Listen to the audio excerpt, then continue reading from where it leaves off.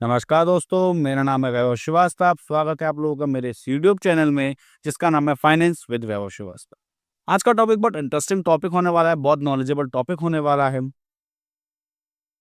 सोचो आप एक ऐसे इंसान हो जिसको अपनी लाइफ में अपना खुद का एक घर, अपनी खुद की एक कार और एक अच्छा लाइफस्टाइल जीना है, पर आप लोगों के पास उतना पैसा नहीं है, तो आप लोग ईएमआई का सहारा लेते हैं, जिसके थ्रू आप एक अच्छी लाइफ़स्टाइल, एक अपना खुद का मकान, एक अपनी अच्छी कार मेंटेन कर पा रहे हैं। पर इस लाइफ़स्टाइल को जीने के चक्कर में आप एक ईएमआई की ट्रैप में आके फँस जाते हैं। तो आज का जो टॉपिक हम लोग बात करने वाले हैं ना जिस टॉपिक पे, वो इसी टॉपिक के ऊपर है कि जो ईएमआई का ट्रैप है, आप इसमें कैसे फँस जाते हैं और आप लोग इस ईएमआई के ट्रैप से कैसे बाहर निकल सकते हैं। तो आज का जो टॉपिक है बहुत इंटरेस्टिंग और बहुत नॉलेजेबल होने वाला है। आई होप कि आप लोग इस वीडियो को बिल्कुल लास्ट तक देखें। मैं आपको इस टॉपिक में बिल्कुल डीप बातें बताने वाला हूँ, कुछ ईएमआई के रिलेटेड, ईएमआई से रिलेटेड कि आप ईएमआई से को जल्दी कैसे खत्म कर सकते हैं, आप ईएमआई के ट्रैप से कैसे बच सकते हैं। और इस वीडियो के लास्ट में मैं आपको एक ऐसी बात बताने वाला हूँ जिससे आप अपनी इनकम भी बढ़ा सकते हैं। तो प्लीज आप इस वीडियो के लास्ट तक बने रहिए और एंजॉय करिए। चलिए शुरू करते हैं हम आज का ये टॉपिक। तो आप इस वीडियो को एक कैरेक्टर के हिसाब से थोड़ा इमेजिन करके चलिएगा। हमारे इस कैरेक्टर का नाम है रमेश। रमेश एक 25-26 साल का लड़का है जिसने अपनी एमबीए क्रॉस करी है, अभी एमबीए की पढ़ाई पूरी करी है। उसने अभी न्यूली जॉब अपनी एंटर करा है। अप्रोक्स 50,000 की उसकी सैलरी है। अब भाई आप और हम मिडिल क्लास लोग हैं। आप और हम लोग क्या चाहते हैं? एक अच्छी लाइफस्टाइल और अपना खुद का मकान। तो रमेश ने भी यही करा। रमेश ने अपना होम लोन के लिए अप्लाई करा और अपना होम लोन अप्रूव करवाया, क्योंकि कहने को 50,000 सैलरी है तो उसे आराम से एक अच्छा होम लोन मिल सकता है। अब रमेश शादीशुदा था भाई, उसकी वाइफ ने बोला बाबू एक कार तो चाहिए। तो भैया रमेश की वाइफ की वजह से उसने कार भी बुक कर ली, कार की ईएमआई भी आ गई। अब भाई रमेश ऐसे वर्क कल्चर में है जिसमें उसे अपना फ़ोन, जो कि एंड्रॉइड था, उसे अपना आईफ़ोन में अपग्रेड करना रहा। तो भाई रमेश भाई ने अपना आईफ़ोन भी नया परचेज़ कर लिया। तो मोटा-मोटा रमेश के पास कुछ एक 30-32 हज़ार रुपए की ऑब्लिगेशंस आ गई। अब भाई रमेश कमा तो 50,000 ही रहा है ना। अब ये इंसान बिना सोचे समझे रमेश ने अपनी सैलरी से अप्रॉक्स 60 टू 70% की ईएमआई के अंदर वो आ गया। इसी को बोलते हैं ईएमआई ट्रैप। अब भाई रमेश के जो खर्चे चल रहे थे वो तो कंटिन्यूअस चलते रहेंगे ना। भाई रमेश के अपने खुद के खर्चे हैं। पहले वो बाइक मेंटेन कर रहा था तो बाइक का फ्यूल डलाता था। अब वो कार मेंटेन करेगा तो भाई कार का फ्यूल डलाएगा। बाइक और कार के फ्यूल में बहुत फ़र्क होता है। समझ रहे हैं? वो अपनी वाइफ़ के खर्चे भी झेलेगा, अपने भी खर्चे झेलेगा। तो इसी को बोलते हैं ईएमआई ट्रैप। अब रमेश की हर महीने सैलरी तो आ रही है, पर उसकी सैलरी से आधी से ज़्यादा सैलरी उसकी ईएमआई में चली जाती है। जब आपकी सैलरी का एक बहुत बड़ा हिस्सा आपकी ईएमआई में लॉक हो जाता है ना, तो दिमाग पे बहुत प्रेशर पड़ता है और अपने खुद के लिए पैसे बचे ना हों, वो फीलिंग बहुत बैड फीलिंग होती है। मिडिल क्लास लोगों पर लोन का बर्डन क्यों बढ़ रहा है? रमेश सोचता था मेरे दोस्तों के पास अच्छे-अच्छे फ़ोन्स हैं, महँगे-महँगे फ़ोन्स हैं, मुझे भी चाहिए। फ़ोन अपडेट हो गया। दोस्तों के दिखावे के प्रेशर में नया गैजेट ले आया। एड्स, जो आपके पास मैसेजेस के एड्स आते हैं ना कि आपका लोन अप्रूव पड़ा है सर, कि सिर्फ 1 क्लिक पे आपको लोन मिल जाएगा। रमेश ने वो पर्सनल लोन भी उठा लिया। अब जब इंसान नई-नई शौक में आता है ना सर, नई-नई चीज़ों में आता है तो उसे पता नहीं चलता कि मैं कहाँ से पैसा उठा रहा हूँ, किस रेट ऑफ इंटरेस्ट से पैसा उठा रहा हूँ। आज का जो डिजिटल ज़माना है ना, बहुत गलत ज़माना है। आपको पता ही नहीं आप कितने रेट ऑफ इंटरेस्ट से पैसा उठा रहे हैं। आपने 1 क्लिक डाला, आपने पैन कार्ड नंबर, अपना आधार कार्ड नंबर डाला, आपने अपनी सैलरी स्लिप अपडेट करी, बैंक स्टेटमेंट अपडेट कराओ, पैसा अकाउंट में। आपको पता ही नहीं चल पाया सर कि आपने कितनी रेट ऑफ इंटरेस्ट से पैसा उठा लिया और आप फिर से ब्लॉक हो गए। एक ईएमआई के चक्कर में। ये एक बहुत कॉमन मिस्टेक है जो आप और हम जैसे मिडिल क्लास लोग हमेशा करते हैं कि हम लोग अपनी ईएमआई के ट्रैप में आके फंस जाते हैं। ये बहुत ही ज़्यादा कॉमन मिस्टेक है जिसे हम लोग समझ नहीं पाते हैं, हम लोग इसमें अपना दिमाग यूज़ नहीं कर पाते हैं और हम लोग आके ईएमआई में फंस जाते हैं। सिर्फ़ मिनिमम ईएमआई पे करना, जिसे आप बोलते हैं ना, वो आपका क्रेडिट कार्ड का बैलेंस आता है, मिनिमम पे कर दीजिए, वो, उससे आपका इंटरेस्ट डबल हो जाता है। पता है आप लोगों को? ये क्रेडिट कार्ड का एक बहुत बड़ा ड्रॉबैक होता है। आप मिनिमम बैलेंस पे कर दो, आप नेक्स्ट टाइम पे करोगे ना, तो आपका, अगर आप नोटिस कर पाए या पता करोगे तो आपको पता लगेगा आपका क्रेडिट कार्ड में बैलेंस फिर बढ़ गया। अगर आपने इस महीने 400 पे करा, शायद आप अगले महीने 600-700 रुपए पे करो। ये आपको पता नहीं चलता है। एक जो सबसे बड़ी हम लोग मिस्टेक करते हैं, हम लोग लोन में इतने घुस जाते हैं कि हम लोग अपना इमरजेंसी फंड नहीं बना पाते हैं। अगर आपको इन फ्यूचर कोई प्रॉब्लम हो जाए, तो आप इमरजेंसी फंड नहीं बना पाते हैं। मल्टीपल्स छोटे-छोटे लोन ले लेते हैं आप लोग बहुत।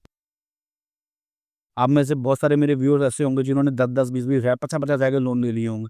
अननेसेसरी, कोई उनको ज़रूरत नहीं होगी, बस मैसेज आया होगा या ऐप की नोटिफ़िकेशन आई होगी कि सर मैं आपको अप्रूव लोन दे रहा हूँ, आप मेरे से लोन ले लीजिए।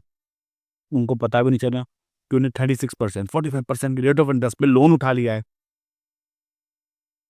और अब उनको मैनेज नहीं हो पा रहे हो लोन्स। उन सबको बंद करने के लिए फिर एक और लोन ले लिया जाता है। ये बहुत कॉमन प्रॉब्लम है हमारे मिडिल क्लास लोगों के लिए। आप और हम जैसे मिडिल क्लास लोगों के लिए बहुत कॉमन प्रॉब्लम है कि हम 2-3 लोन को बंद करने के लिए चौथा लोन उठा लेते हैं और शायद हम उस चौथे लोन से उन लोनों को बंद भी नहीं कर पाएँ और हमारे पास चौथे लोन की ईएमआई भी आ जाती है।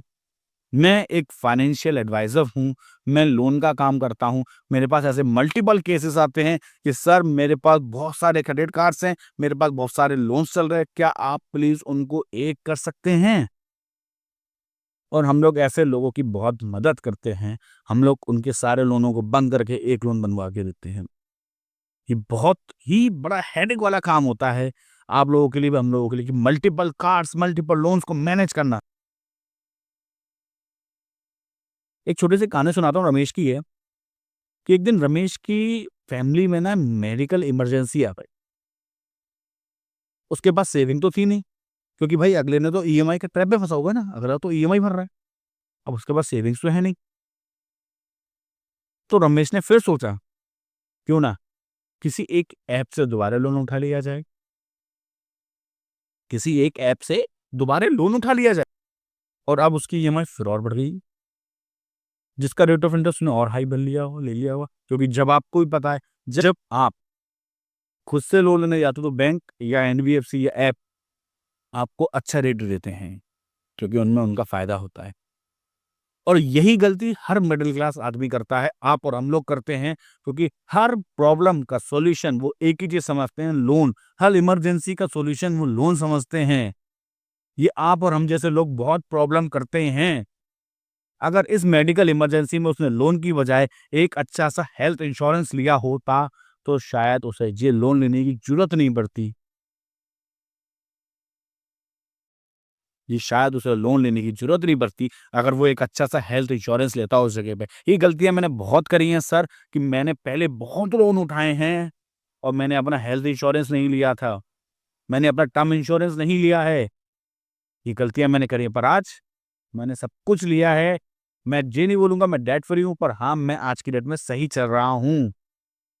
अगर मुझे इमरजेंसी हुई ना मेडिकल, तो मेरे पास इंश्योरेंस क्लेम भी है। खुदा ना खास्ता कुछ होता है तो टर्म इंश्योरेंस भी है। ये लोन से ज़्यादा बेटर है आज के समय में।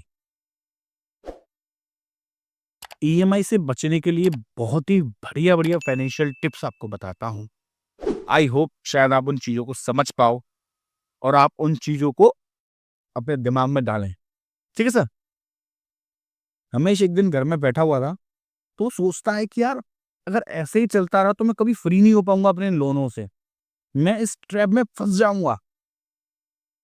बहुत रमेश ने बहुत सोचा, बहुत सोचा, बहुत सोचा। उसके बाद रमेश के दिमाग में एक आइडिया क्लिक हुआ। फिर वो हम जैसे एक लोन एडवाइज़र से मिलता है, फाइनेंशियल एडवाइज़र से मिलता है, जो उसे अच्छी-अच्छी टिप्स देता है उसके लोन को, बर्डन को कम करने के तरीके बताते हैं हम जैसे फाइनेंशियल एडवाइजर्स लोग, कि भाई आप अपने लोनों को इस तरीके से खत्म कर सकते हैं। बहुत सारे फाइनेंशियल एडवाइजर्स पैसे ले लेके, चार्जेस ले लेके आपको बताएंगे, पर आप बहुत लकी हो कि आप फाइनेंस विद देव श्रीवास्तव के पास आए हो। अगर आप वीडियो को यहाँ तक देख रहे हो तो प्लीज पहले लाइक करें, सब्सक्राइब करें, कमेंट करें, ठीक है, थम्स अप जरूर दें मुझे, जिससे कि मेरा मनोबल बढ़े। और इस वीडियो को फ्री में देखो, जो मैं आपको फाइनेंशियल टिप बता रहा हूँ। अगर आप भी लोन में फंसे हुए हो तो आपके लिए ये बहुत काम की वीडियो है। आई स्वेयर, सैलरी का मिनिमम 30% ही ईएमआई होनी चाहिए आपकी। सबसे पहली टिप होती है, सैलरी का सिर्फ और सिर्फ 30% आप अपना खर्च करें ईएमआई में।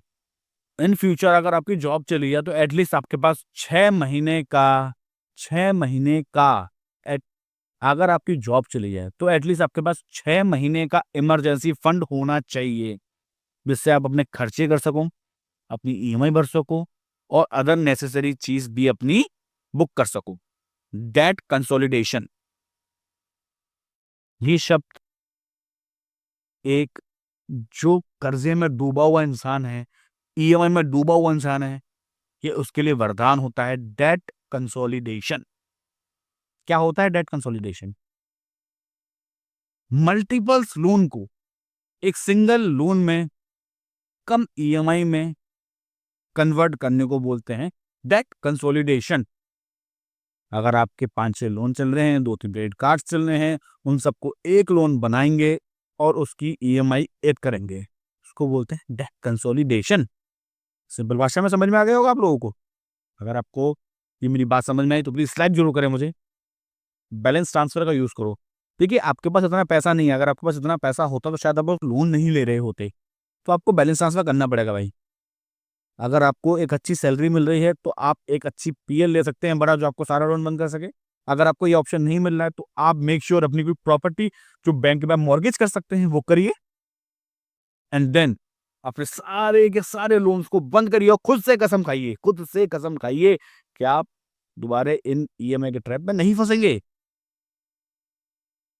आपको बहुत सारे गुरु मंत्र मिल जाएंगे सर, वो भी आगे बताऊंगा क्या गुरु मंत्र होता है, आगे बताऊंगा मैं आपको, वीडियो में बने रहिए। पर उससे कोई फायदा नहीं होता उन गुरु मंत्रों से। आपको लास्ट में हर थक के एक बैंक का सहारा लेना पड़ेगा, आपको लैब लेना पड़ेगा, जिससे आपके सारे लोन खत्म हो और एक लोन बन जाए। समझ आ रही है मेरी बात? और मेक श्योर ब्रो, लाइफस्टाइल के लिए अपना ईएमआई वाला ट्रैप अवॉइड करें, कि अच्छी लाइफस्टाइल के लिए ईएमआई देना बंद करें। ये जो तरीका मैं आपको बताने वाला हूँ, ये आप लोगों की खुद के मन के ऊपर है, जो आपने अपनी फाइनेंस पे कार उठाई है। अगर आपको उसकी नीड ना हो तो आप वो कार को सेल आउट करिए, उससे अपना कार का लोन बंद करिए, और जो भी एक्स्ट्रा पैसा आपको थोड़ा बहुत बच रहा है उससे अपना कोई छोटा मोटा पीएल या पे कट बंद करिए पहले तो। और फिर देखिए कि आप अगर 30% अपने स्लैब के अंदर आ चुके हैं तो आप दूसरा लोन मत लीजिए, मैं आपको अवॉइड करने को बोलूंगा।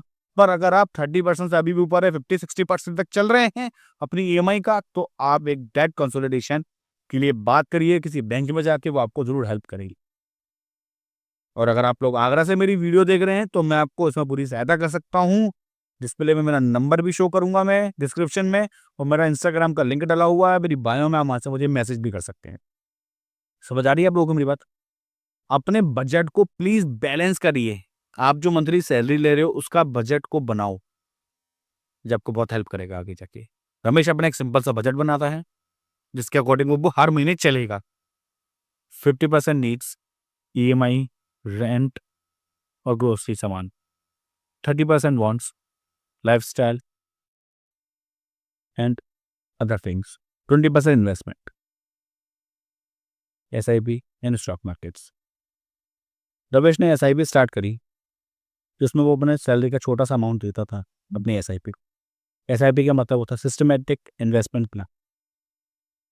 उसके लिए हम अलग से टॉपिक वीडियो बनाएंगे जिसमें आपको एसआईपी के बारे में थोड़ी सी डिटेल बताई जाएगी कि एसआईपी क्या होती है, एसआईपी किस तरीके से वर्क करता है, फुल डिटेल आपको बताई जाएगी।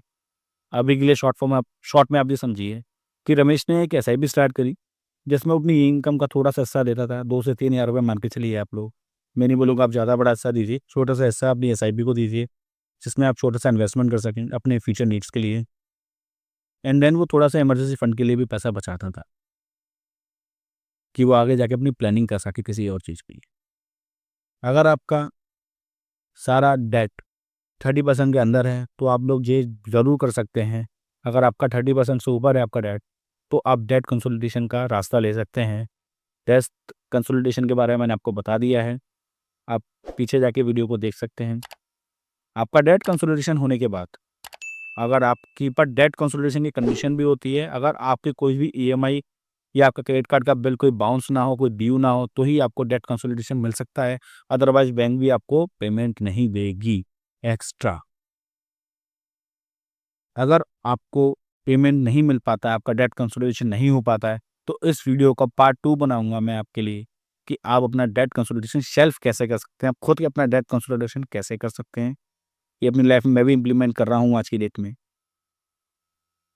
अगर आपको ईएमआई ट्रैप से बचना है तो आपको डिसिप्लिन बहुत मैंडेटरी है इस चीज़ में, क्योंकि ईएमआई का ट्रैप बहुत गंदा ट्रैप होता है। इसमें एक बार इंसान फंस जाता है ना, तो बहुत दिक्कत हो जाती है। अकाउंट में बैलेंस नहीं होता, जेब में पैसे नहीं होते, बहुत प्रॉब्लम होती है, समस्याएं बहुत आ जाती हैं। कुछ खाने का मन हो तो खाने के लिए पैसे भी नहीं हो पाते, बहुत दिक्कत होती है। बहुत सारे लोग शायद इस चीज़ से अपनी आज की डेट में जूझ रहे होंगे, अपनी लाइफ में बहुत परेशान होंगे। मेरी सलाह आप लोगों को ये है कि ईएमआई से बचें। मेरी सलाह आप लोगों को यही रहेगी कि अपने ईएमआई के ट्रैप से बचें। पॉसिबल हो सके चीज़ों को कैश खरीदें, ईएमआई पे चीज़ें ना लें।